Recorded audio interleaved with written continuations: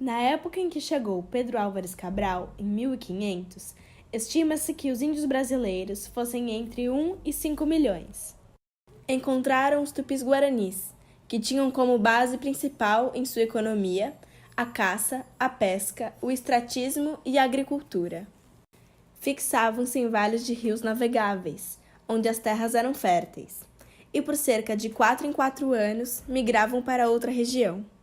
Quanto ao modo de vida social, os grupos moravam em tabas, feitas de madeiras e cipó, paredes de pedras e cobertas com sapê. A alimentação baseava-se de farinha de mandioca, peixe, mariscos e carne. A partir das fibras nativas, fabricavam cordas, cestos, peneiras, esturas, redes e abanos de fogo. Já com o barro, moldavam potes, cestos e urnas funerárias. Existia a divisão sexual no trabalho.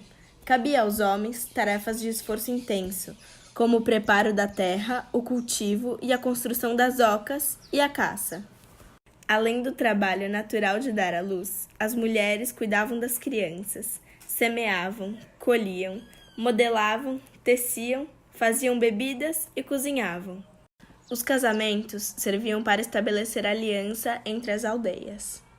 Politicamente, a importância das famílias era contada pelo número de seus homens. As grandes famílias tinham um líder e as aldeias um chefe. A guerra era uma atividade constante. Acontecia por razões materiais, como conquista de território, sentimentais, como vingança, e religiosas. Estima-se a existência de cerca de 200 sociedades indígenas no Brasil. O número exato não pode ser estabelecido, na medida em que existem grupos indígenas que vivem de forma autônoma, não mantendo contato regular com a sociedade nacional. Os dados demográficos das sociedades indígenas de hoje devem ser interpretados à luz do processo histórico, considerando as formas de contato que cada grupo tem mantido com a sociedade nacional, os efeitos das epidemias e os confrontos que tiveram com as frentes da expansão. A diversidade indígena no Brasil é um exemplo concreto e significativo da grande diversidade cultural existente no país.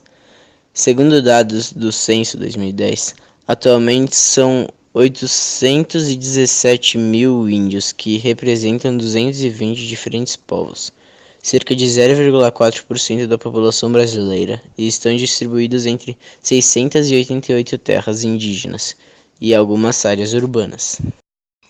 Quantas são as terras indígenas do país e onde elas estão localizadas? Segundo a Fundação Nacional do Índio, FUNAI, existem hoje 462 terras indígenas regularizadas que representam cerca de 2,2% do território brasileiro. Por que é importante demarcar as terras indígenas? De acordo com informações da FUNAI, a demarcação de terras contribui para o ordenamento fundiário do governo federal e dos entes federados, diminuindo a possibilidade de conflitos e também possibilitando melhor atendimento às especificações dos povos indígenas. Além dos aspectos mencionados, a demarcação de terras promove a garantia da diversidade étnica e cultural e a efetivação de uma comunidade pluriétnica e multicultural, já que esses territórios são fundamentais para a reprodução física e cultural desses povos. A medida também dá segurança aos povos indígenas isolados.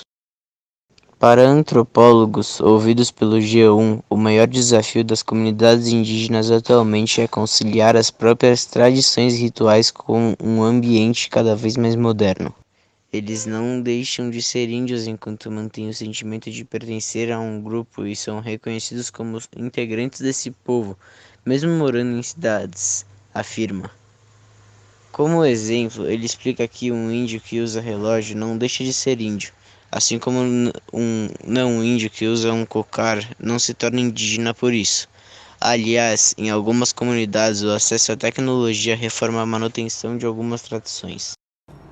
É possível encontrar índios em todas as regiões do país, mas a maior concentração ocorre nos estados do Amazonas e do Mato Grosso do Sul, seguidos pelos estados da região Norte e Nordeste. Até a cidade de São Paulo, a maior do país, conta com uma reserva indígena, a única em perímetro urbano do mundo. Os índios atuais absorvem diversas práticas que não pertencem à sua cultura. Muitas crianças indígenas frequentam escolas mantidas nas aldeias pela Fundação Nacional do Índio e aprendem o português, mas isso não quer dizer que os indígenas tenham abandonado suas tradições, como os rituais religiosos e as danças. Quer ver como é possível? Quando alguém fica doente em uma aldeia, a pessoa é tratada ali mesmo. Isso porque os índios têm muito conhecimento para utilizar ervas e plantas no tratamento. Além disso, existe o pajé, um curandeiro responsável por cuidar dos doentes. Mas quando o caso é grave e não pode ser resolvido dentro da aldeia, o jeito é levar o doente a um hospital. Agora que você já conhece essa mistura cultural, não vai se surpreender tanto ao descobrir que os índios chegaram às grandes cidades, em lugares como Manaus e São Paulo. Dá pra ver que pessoas de diferentes culturas podem conviver em harmonia e aprender uns com os outros. Conviver com índios seria uma experiência maravilhosa para qualquer criança. Eles têm muito a contar e a ensinar, garante João Pacheco de Oliveira. Apesar de todas essas dificuldades e do clima de tensão crescendo, os índios brasileiros continuam resistindo, demonstrando assim a força da ancestralidade que carregam a sabedoria que trazem seus antepassados.